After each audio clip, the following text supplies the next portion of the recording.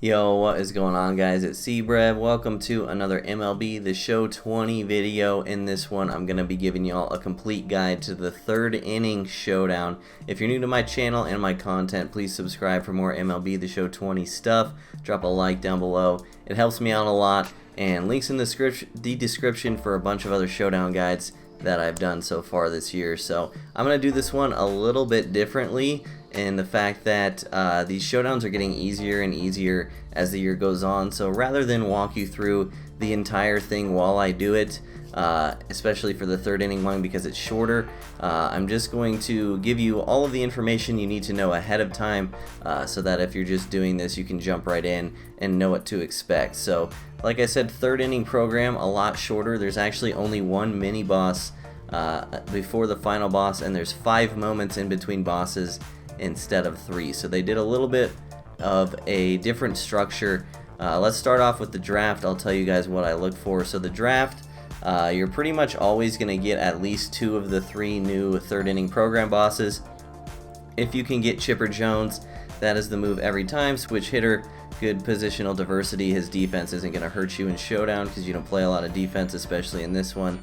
And then I would suggest Gary Carter for the gold round. This gold round has been pretty much the same for me every time.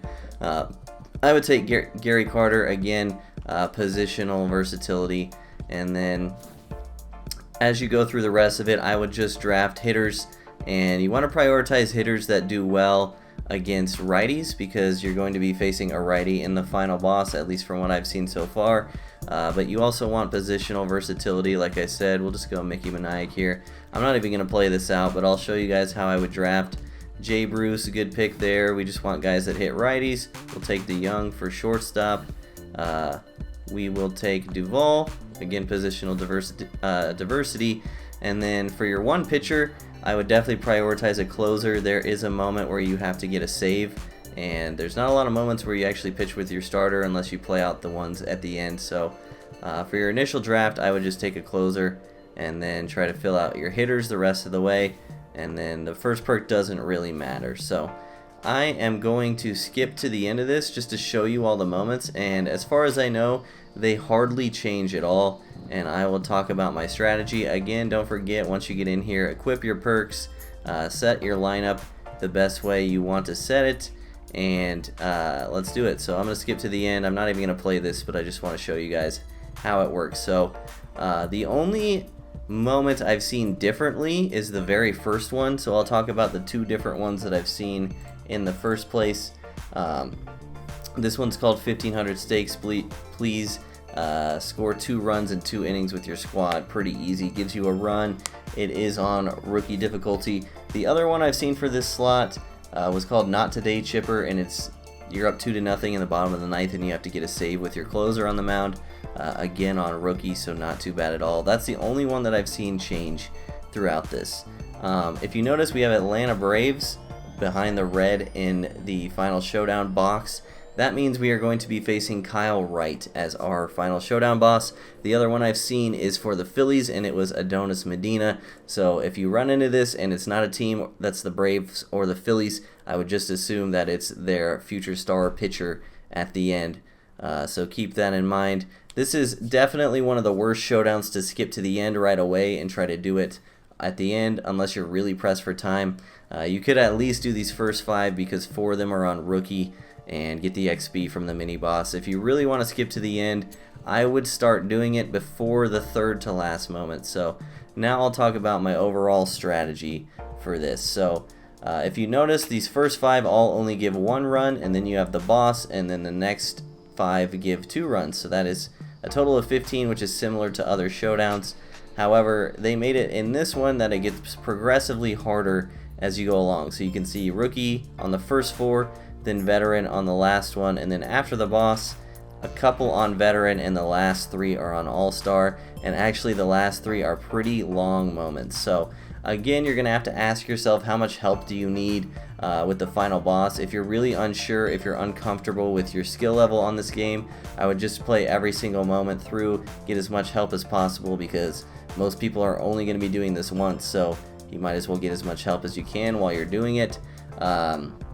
But my personal strategy was to do all these 1-runs, do the mini boss, do the first two, these two on veteran because they're pretty quick, and then these last 3 are actually pretty long depending on how good of a hitter you are. So tally 4 hits and 2 extra base hits in a 3-inning game, tally 4 extra base hits in a 3-inning game, and then a bunch of stuff for King Robert. So I skip these last 3. They do give decent XP, decent stubs, but if you're just trying to get this over with, that would be my suggestion.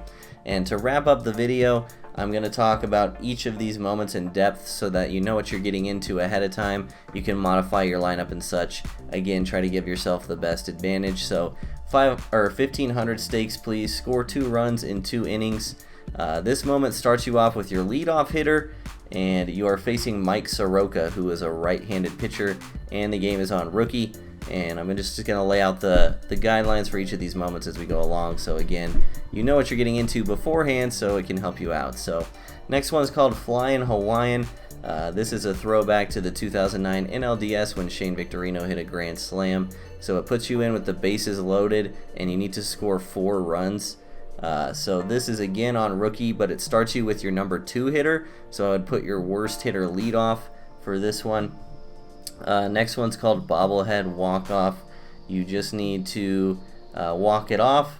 It's a tie game in the bottom of the 9th. This one starts you with your leadoff hitter. You are facing Hector Neris, who is a right-handed pitcher, a silver card.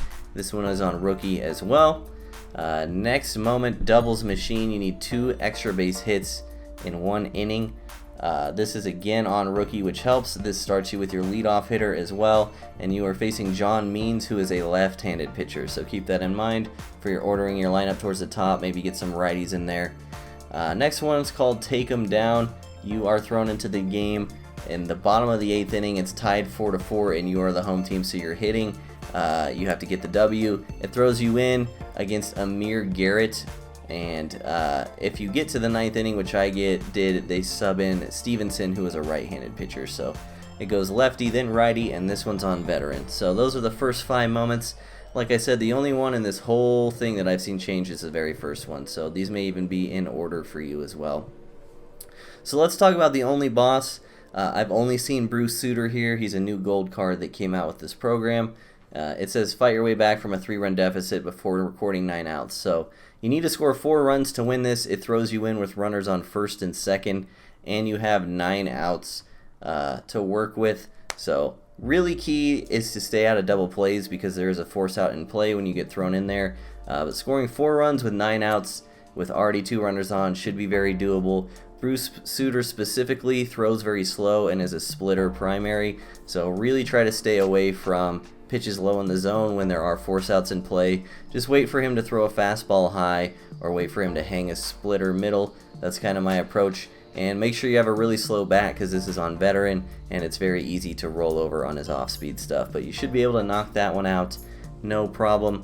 So let's talk about these final 5 moments. 1984 World Series MVP. This one starts you with your leadoff hitter. You're facing Matthew Boyd, who is a left-handed pitcher. You need 2 extra base hits in 2 innings, and it is on veteran. Next one is called Sutter Dominance.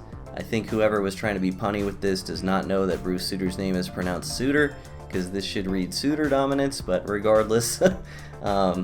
This one is walk it off against Bruce Sutter. Essentially, it's bottom 9th, you're tied 4-4. Again, starts you with your leadoff hitter, and it's on veteran difficulty. So a lot of these are starting you with your leadoff, so maybe try to prioritize your best hitters towards the top of your lineup.